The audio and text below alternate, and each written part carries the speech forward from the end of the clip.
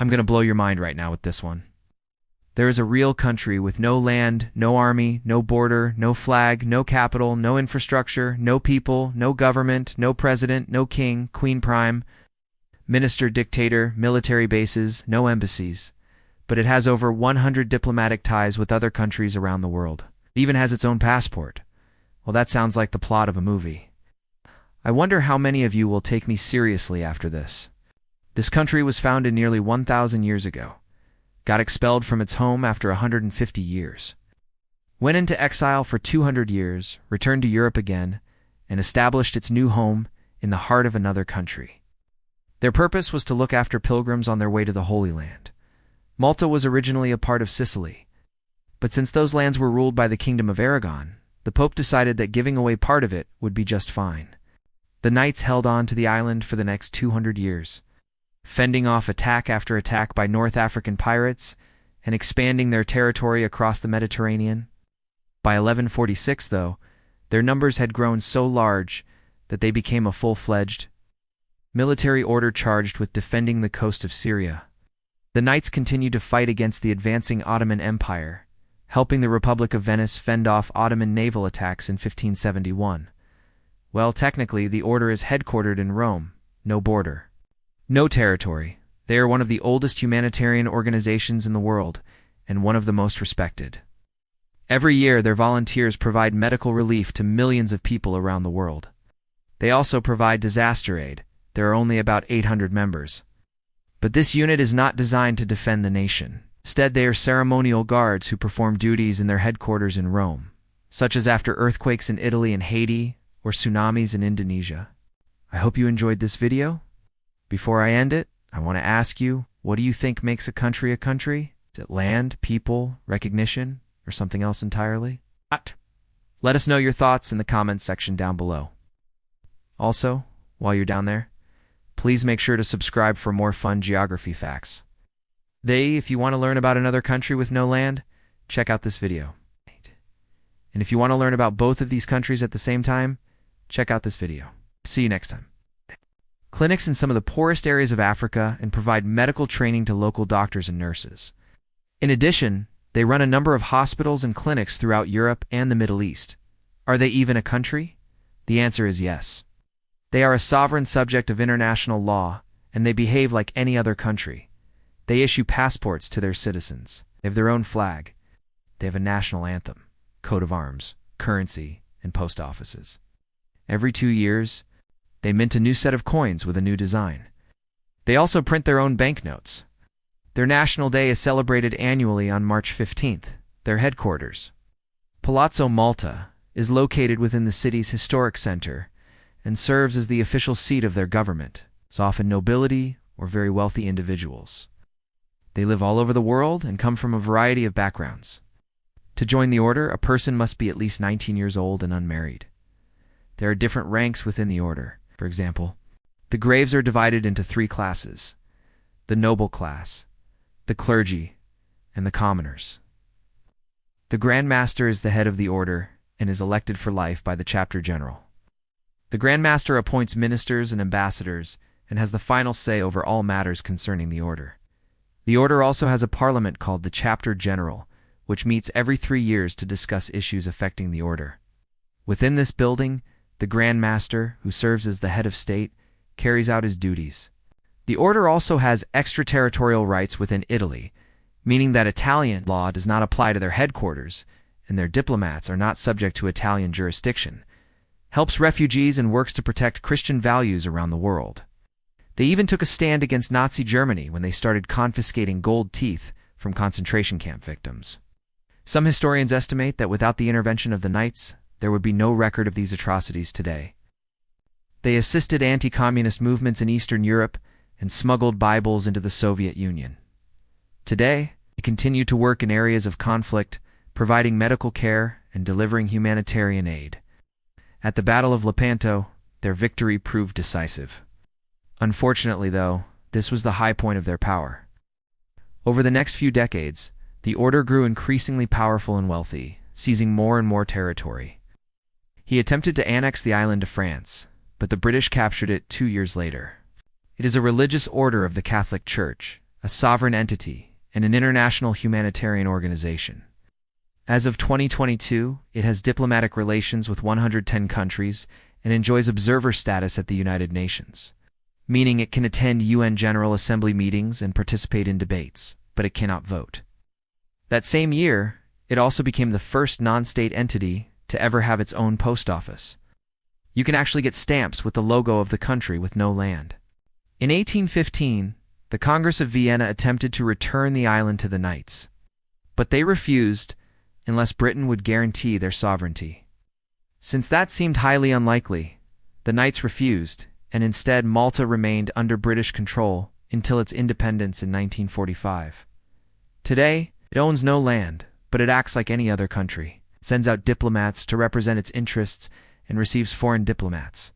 It has observer status at the United Nations and issues its own passports to its citizens, not tourist visas. And when they travel, they use their own currency. This is all very confusing. So where exactly is this country located? Is it even a country? This is the country with no name. Welcome to the most unusual country in the world. Thousands accepted his call and became known as the Crusaders. They seized Jerusalem in 1099, but soon found themselves fighting for every inch of land against Muslim forces. As casualties mounted, European Christians began looking for ways to better care for the sick and wounded among them. In 1095, Pope Urban II called on European Christians to go on a pilgrimage to Jerusalem to reclaim the Holy Land from Muslim rule. In 1118, a group of French and Italian merchants and hoteliers created a religious order called the Knights Hospitaller. In 1272, King James I of Aragon granted them the island of Malta, which would become their permanent home. In 1530, Charles V of Spain, who also ruled Malta as the King of Sicily, granted them the island of Malta permanently. In the early 1700s, the Ottoman threat to Malta eased. But then in 1798, Napoleon invaded the island and expelled the Knights. Today, the Knights Hospitaller are known as the Sovereign Military Order of Malta, or ESMO. But where is it exactly? So if they have no land, what about the people who live there? There are around 500 members of the order, known as the Knights. They are generally high-ranking members of society. So what exactly does the country with no land do today? While the order still defends the Catholic faith, their primary purpose today is humanitarian aid. On top of this, the order also provides financial assistance to developing countries. Even though the Knights are mostly volunteers, they do have a small standing army. The Sovereign Military Order of Malta Freccia Nera. So that was the story of the country with no land. Land disputes between countries aren't exactly rare. You've got islands, you've got mountain ranges, you've got river deltas. That's a mouthful. It's a piece of desert in northeastern Africa, right near the Red Sea, that is roughly trapezoid-shaped. So what's the deal with this piece of land? Why don't these countries just sort it out? Can you actually legally just claim random chunks of desert? Well, let's get into it. It is about 2,060 square kilometers, or 795 square miles. Similarly, if Sudan wanted to claim Bir Tawil, they would have to redraw their border and give up on claiming the Halab Triangle. I mean, sure, it's mostly desert, but it's also mostly empty. There's no people living there, no towns, no roads, no ports, no borders, no fences, no camels, nothing. Several micronations have attempted to claim the territory as their own, such as the Free Republic of Liberland, the North of South, and the Kingdom of Unclaimed. Internet celebrities like Casey Neistat made videos about how they were gone, move there and build the world's first city in the desert or whatever. Not to mention that even if you did somehow survive in this place, you wouldn't have a government to turn to for help. It's true that the Halab Triangle is rich in resources, but it's not clear that either country would actually benefit more from controlling the Halab Triangle as opposed to Bir Tawil. If we zoom in, you can see that it's largely just desert like Bir Tawil, except it does have this port here, which could potentially be very useful. Egypt, who controls the port, obviously thinks that it's super valuable. But it's not clear that Sudan would actually benefit more from controlling it, because as of right now, there is literally no legal way to claim the place. So really, I think it comes down to the fact that the Halab Triangle and Bir Tawil have been a part of Egyptian and Sudanese identity respectively for too long for them to give it up now. If these two countries can't even agree on what's a desert between them, how can we trust them to peacefully resolve differences over something that they actually care about? Should they ask the UN? Let me know down in the comments below, even if it would objectively make more sense to do so. Also, be sure to follow me on social media, where I share random stuff throughout the week that I do unshare here. I've been your host, and until next time, goodbye. Sort of like how neither Spain nor Portugal wants to admit that they ever agreed to split the world up in the first place. There's even this one guy named Monty Hall who bought a chunk of the desert as a birthday present for his wife. Although technically he didn't buy any land. But wait, if these countries are okay with letting this piece of desert go to waste, why don't they just agree to share it? What would be the harm in that? All he bought was the rights to call himself the governor of a region in this tiny country nobody cares about. There's literally just sand. So as of right now, it's kind of like rock and a hard place situation. Neither country wants to give up on the Halab Triangle for a piece of desert. A good example of this is when Sudan accused an Egyptian tourist of taking a picture of a military base along the disputed border. This led to the closure of the border between the two countries in 2013. For reference, that's roughly the same size as the US state of Connecticut. Also, weirdly, it's exactly the size of Los Angeles. But what if the disputed territory is a piece of land that neither country actually wants? Welcome to my channel. One website describes it as the world's largest uninhabited and uncontacted desert. Another describes it as an uninhabited barren wasteland of sand dunes. And yet another calls it a forgotten desert wilderness. Even if you wanted to set up some sort of colony there, the whole thing is surrounded by extremely inhospitable terrain, surrounded by mountains, meaning that you would have to either bring all your food and water with you or die of starvation and/or dehydration. Nobody really knows who wrote those descriptions, though. I suspect they were just trying to be poetic, but it sounds like a pretty terrible place to live. Instead, it kind of just stops here. There's also this other piece of land called the Halab Triangle, which is quite rich in resources, and which both countries claim. But for simplicity's sake, let's focus on Bir Tawil.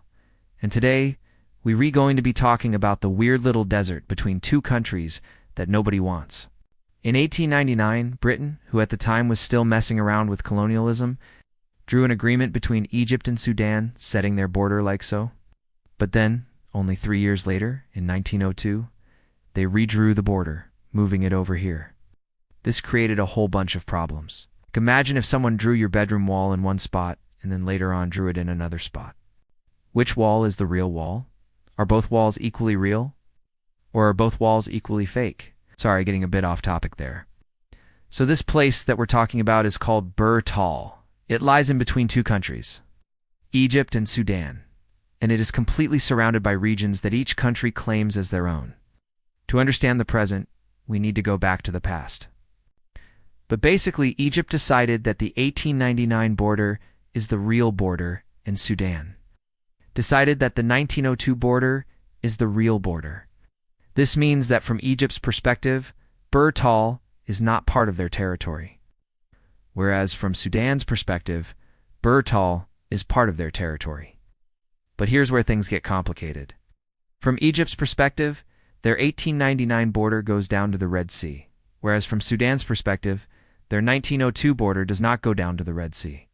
If Egypt wanted to claim Bir Tawil, then they would have to redraw their border and give up on claiming the Halab Triangle. Not only that, but Bir Tawil isn't even really a desert. There is a small group of nomadic goat herders who might pass through the area every once in a while. But other than that, it's just empty. Because of this, it has become something of an internet meme. And yeah, that last part is the most important part. Nobody cares. One could potentially argue that the herders who pass through the region use the oases found in the mountains to sustain themselves, but that doesn't really count since they're not actually living there. I know I keep saying it because neither Egypt nor Sudan wants to give up the Halab Triangle, but I think that's a bit of an oversimplification. After all, if you look at a map of the Halab Triangle, it's not all that big. And I guess it depends on how much oil you think is under the sand. But realistically, it's probably not enough to justify starting a war with Egypt over it. It's almost as if having a piece of land that you do and really want is better than not having any piece of land at all. Well, it turns out that the mere existence of this disputed territory makes it slightly more difficult for the two countries to peacefully interact with each other, should they flip a coin. But perhaps more importantly, It raises the risk of conflict over something else entirely. Of course, that's just my opinion. What do you think? Should Egypt and Sudan split the difference and claim Bir Tawil together? I hope you enjoyed learning about this weird little desert between two countries that nobody wants. If you did, please consider subscribing. Today we're talking about the Soviet Union's last secret. And no, it's not Area 51, it's Transnistria. Let's start with some modern-day footage of hammer and sickle flags and Lenin statues to really set the scene here. You're not in 1985. You're in Transnistria, a place that legally doesn't exist, at least according to the United Nations. Transnistria is a breakaway statelet in Eastern Europe with around 450,000 people living there. Let me give you a quick history lesson. During the Soviet era, it was part of the Moldovan SSR. However, in 1990, when Moldova declared its independence from the crumbling Soviet Union, Transnistria's leaders were worried that Moldova was becoming too friendly with neighboring Romania. So they wanted to declare independence too, but they weren't quite ready to go full breakaway just yet. So instead, they asked the UN for permission to hold a referendum on independence. But secretly, they already knew what the result would be. They wanted to declare independence, but they needed a way to justify it. Enter stage left, the Russian military. With the help of some Russian soldiers who were stationed there at the time, they organized a civil conflict between Transnistria and Moldova. It wasn't very bloody, but it was enough of a mess to get the UN's attention. Russia then sent in more troops to keep the peace, which is a totally normal thing for an occupying force to do. Just ask Poland or Germany. Anyway, this led to a frozen conflict that is never really thawed. Fast forward to today. Transnistria isn't recognized by the UN or any other countries, but it functions like a real state. It has its own currency, border guards, a time when many ethnic Russians found themselves living outside of Russia proper, and when Russia was desperate to maintain its influence over its former subjects. So, one of the last remaining frozen conflicts in Europe. And if you want to know more about international relations and global politics, stay tuned for more. Thanks for watching. Situation where their S is simmering but not active conflict, in which their S is no peace agreement, but their S also no war. And finally, it's a blatant disregard for international law. Russia's continued military presence in Transnistria is a violation of Moldova's sovereignty and the Budapest Memorandum that Russia signed, agreeing to respect Moldova's territorial integrity in exchange for giving up its nuclear weapons. Passports. If Russia feels threatened by NATO's eastward expansion, it could use Transnistria as a way to push back. After all, it's only 450 kilometers from Romania, a NATO country. On the other hand, Transnistria is so tiny and unimportant that it's unlikely to provoke NATO unless Russia makes a big deal out of it. In that case, it's probably best to think of Transnistria as a frozen lake. You can skate on it if you're careful, but one wrong move, and you could find yourself under the ice. Everything you'd expect a country to have. Of course, it's backed by Russia, who still has troops stationed there. Some reports say up to 5,000, so why does Transnistria still exist? That's a complicated question. It's a relic of the Soviet Union's collapse. But what does this mean for the future? Could Transnistria be the next flashpoint in the conflict between NATO and Russia? Well, it's certainly possible. If you liked this episode, check out my other videos on the Soviet Union's collapse.